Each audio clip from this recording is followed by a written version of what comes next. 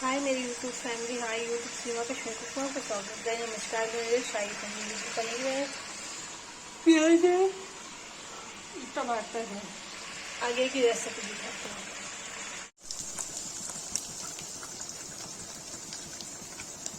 देखिएगा, ये हो गया है। इसमें काजू वाला पेस्ट डालूंगी।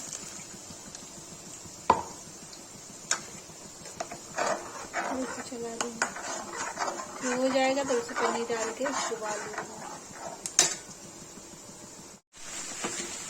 चाय देखिए हो गया तो पनीर डाल दूंगी।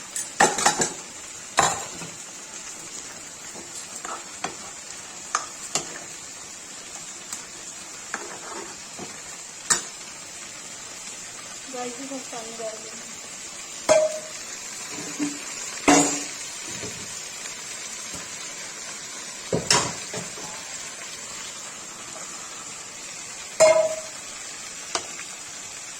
शाही पनीर बन के तैयार।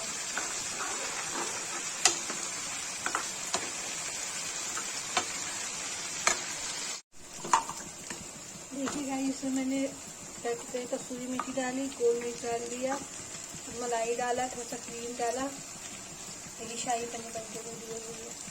इसमें मैं पलट दूंगी।